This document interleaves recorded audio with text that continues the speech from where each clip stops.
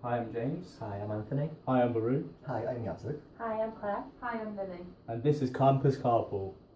Do you have a car and want to save some money?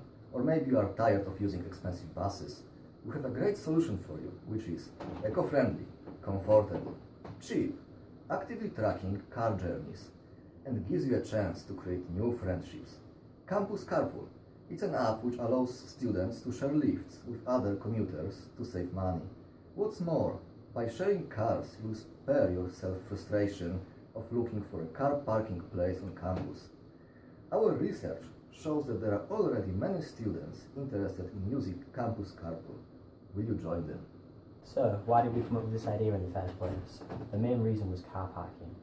This is a major issue for students at the university. Having students share a lift will be able to reduce congestion and in turn reduce emissions and the university's carbon footprint. We surveyed 100 students and found that 24% of students drive their own car to university. 74% of students that we surveyed said there wasn't adequate parking, showing that there is a need to address this problem. Of the 24 students who drive their own car to university, 22 of them said there was a negative impact on their decision to attend a lecture due to parking. Nearly half of the students surveyed lived in student accommodation, therefore they would be making the same journeys as other students and could therefore share cars. Finally, 45% of students have stated that they would use such an app if one was developed in the future. Health and safety of the app, Campus Carpool. In terms of the app, we have noticed certain features that may worry students in terms of health and safety. The first problem we have faced is to ensure you get to your location safely using the tracking. The app will include tracking to make sure the students safely get to university and back home safely. Student identification will need to be used onto the app. This is so students who use the app are only the people that can use it and not other people. And we can also use background checks on the people itself. The app will include driver customer feedback so we can see which are the best reviews for you, ensuring that students are legitimate and reliable. The other problems we have faced is how do we overcome the fact that someone might be using it to mess around on, or others might be using this to out students. We have covered this by putting a fee on and also identification. Other problems we may face are bullying or harassment online. How we overcome this is the app will feature a report button so users can report the public content. Also, the identification will soon get us to the people who are actually putting it on in the first place. The problems we have faced, which we haven't really overcome yet, but we are going to work on, is insurances. Do the individuals need business insurance or personal insurance? For instance, if someone has a crash. Other things include taxes on individual students receiving the money.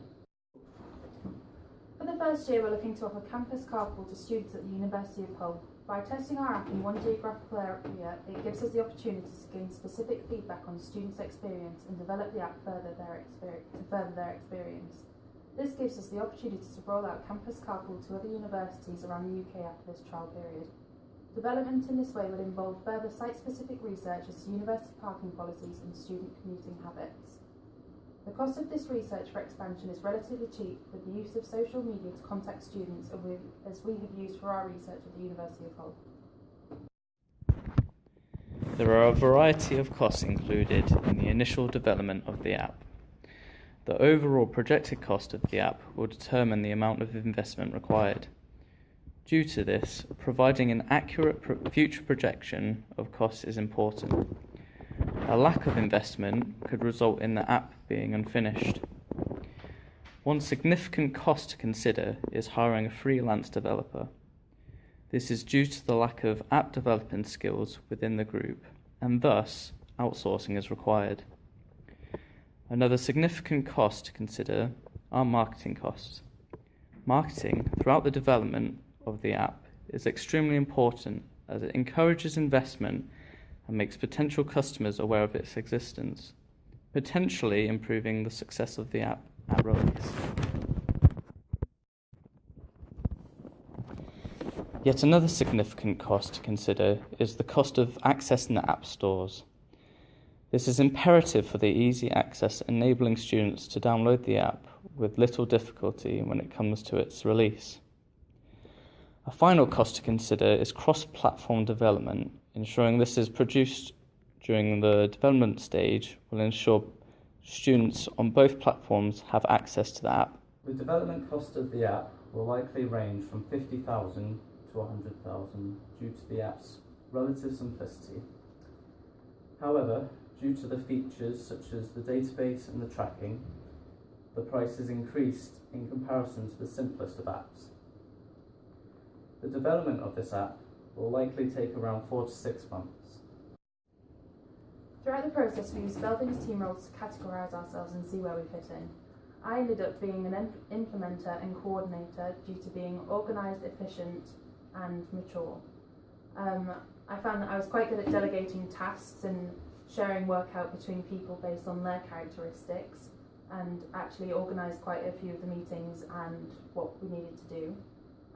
However, because of my nature, everything was a bit inflexible, so admittedly that's something I need to work on in the future.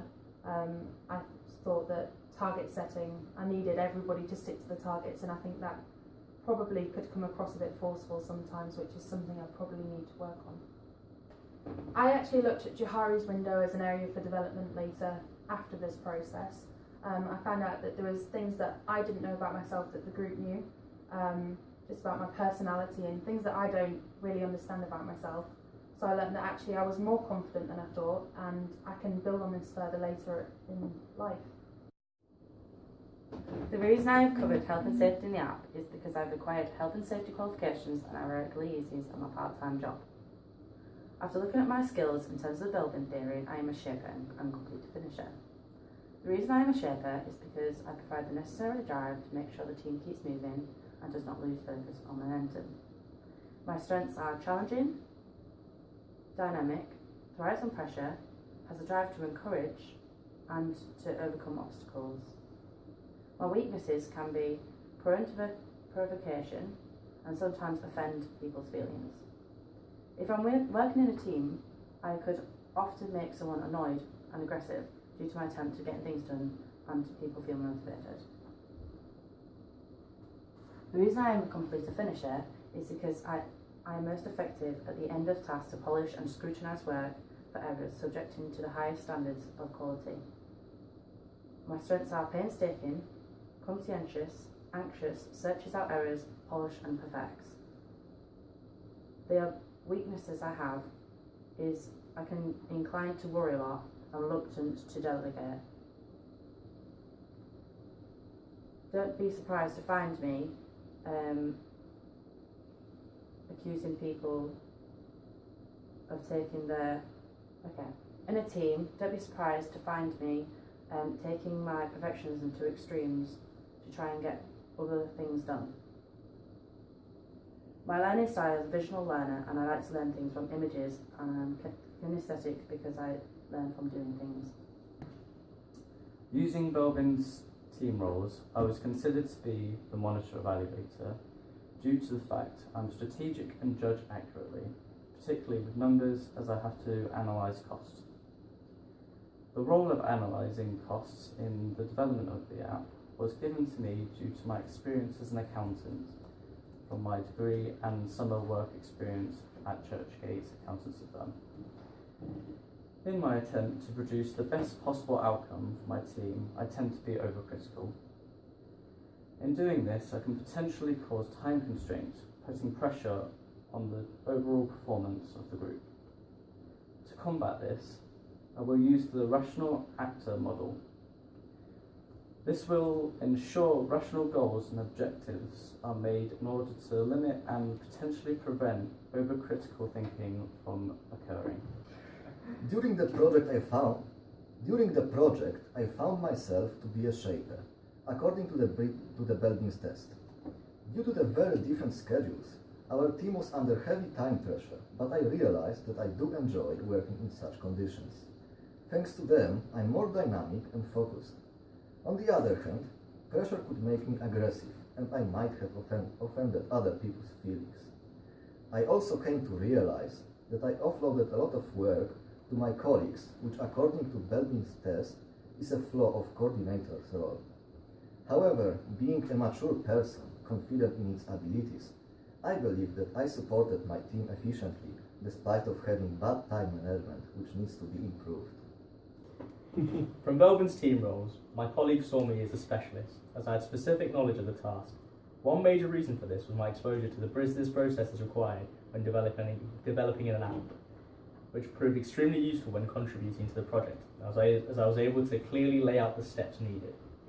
The knowledge and experience I possessed allowed me to be in the best position to assess the skills we possessed and needed to complete this task to a high standard. However, my more technical approach did mean that I focused on details, becoming more concerned with the business development of the app and the overall outcome, leading to the process slowing at some points as I aimed for unrealistic standards without taking into account the time constraints. Although it can be said, using the Johari window, that my role as a specialist was my open self, as my colleagues were able to see and recall my technical ability as it directly contributed to the development of our product.